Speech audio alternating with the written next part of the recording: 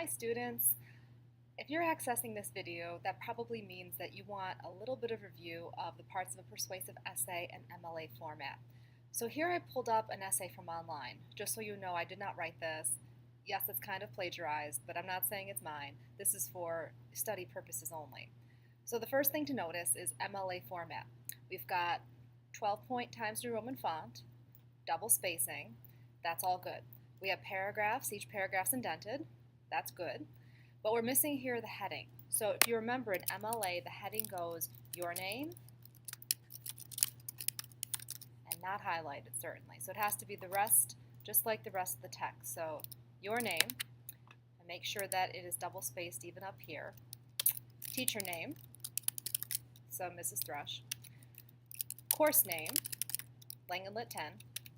And date. And the date is special because it's in kind of a strange format for some of you. It's the number, like let's just say 5 September 2018. So it looks like that. Now the other thing this is missing is a title. You do have to have a title for your persuasive writing. So we're going to center this, and we're not just going to say persuasive essay or narrative essay. That's boring, okay? You're going to have something to do with the essay. Now this one's about why people should volunteer. So this could simply be, volunteering, good for you and good for society or something. It could be reasons for volunteering, whatever. Now after this, I've noticed here the color difference. When I cut and pasted, this obviously is not quite dark enough. Paper should be written in black ink, so I'm going to highlight everything here, and I'm going to go here and turn it black. Now, another MLA thing that this is missing is the page number. A lot of students don't know how to get that page number in the header. It's going to be up here. So what I have to do is go to View, Insert, there we go, Insert, Header and Page Number, and I could say page number. 1, 2, 3, so 1. Now, you also need your last name in front of the page number. So my last name is Thrush, so I'm going to say Thrush 1. And notice something else. So automatically, Google does this. Thrush 1 is an Arial 11. I need it to be in Times New Roman 12. So you do have to change that. And since you inserted the page number directly from the menu, if we go down to the next page, now it says Thrush 2. Okay, so that's done for you. So now let's look at the essay. Good persuasive essay starts out with an attention getter, and normally the ideas in this first paragraph here go from big to little. So I'm talking about why people should volunteer. I start out with, in our modern capitalistic world, the idea of doing something for free might sound strange. So see, that's a really broad concept. We're talking about the world. We're talking about how volunteering is like giving up your free time, and not being paid for it. You're just really broad concepts. You want to get the reader in to whatever topic you're going to discuss. You can't just jump into your thesis right away. You have to kind of assume that the reader doesn't know much about your topic. So you have to give them this background information and bring it from volunteering as an idea in the world, all the way down to what they should do and why they should do it. So moving on. This is more background stuff. Western society has oriented itself on success and profit, people possessing honed professional skills and being able to sell these skills. Therefore, the idea of working for free does not fit in such an outlook. This is good because it's almost a counter-argument too. It's saying that a lot of people think volunteering is a bad choice because that's not profitable, that doesn't make us money. So all this stuff right here, all this stuff up here is background information. It's background information. And it also includes a counter-argument saying that the idea of working for free doesn't really fit in our modern outlook. But then this turning word, however, that's really important. That's one of those transition words. He's saying, even though a lot of people don't really want to volunteer, however, it depends on how you look at it. For instance, volunteering has become popular.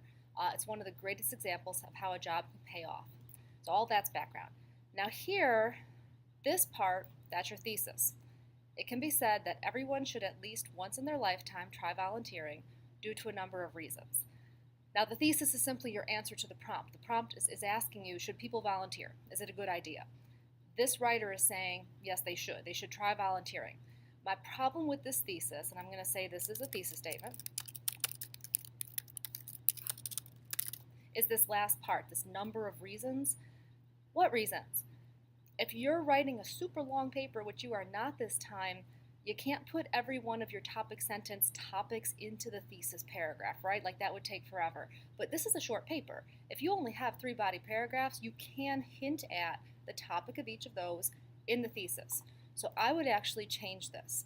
Instead of saying number of reasons, I would say something like volunteering one's time not only can help him or her find a job and be more social, comma, it can also lead to vastly improved mental health. Now that's a lot better thesis, right? So I'm going to make this bold and say this is really important. This is the thesis. I always have to come back here. Whoops, not that. I always have to come back here and check it. Now, how did I know what to write here? Job, social, mental health. Well, I previewed this essay and I've noticed the topics of these paragraphs. Volunteering is an easy way to find a job. Okay, so that's topic sentence number 1. And all this stuff in here is about finding a job and how volunteering could help you find a job. And then I go to the next body paragraph. Volunteering is a natural way of socialization. And you get to know people, okay? So that is body paragraph number 2, and that's why I put that in the thesis statement. And lastly, I noticed that this writer is talking about research studies with mental health, that if you volunteer, you have better mental health. So I threw that up into the thesis as well. So my thesis, job, social, mental health, totally aligns with the essay, job, social, mental health. Now, if we go into here, after your topic sentence, although it may sound paradoxical, volunteering is one of the easiest ways to find a job. This is great because this is a bit of a counter-argument, right, saying that it doesn't seem to make sense that volunteering for free can help you eventually get paid, but it does make sense. And this writer gives a ton of support, a ton of explanation, which is good, of how volunteering can get you a job. This person has statistics. They have citations, parenthetical citations. You are not going to have this when you're writing your persuasive essay this time. I don't expect you to cite research, but I'm just going to show you this person did. Instead of citing research, because you might not have it, you want to cite, you want to talk about specific examples maybe from your experience or hypothetical examples, like what could be, but no, you're not going to necessarily have statistics like this. But notice the length of this body paragraph, and notice within it, she has or he has these transition words.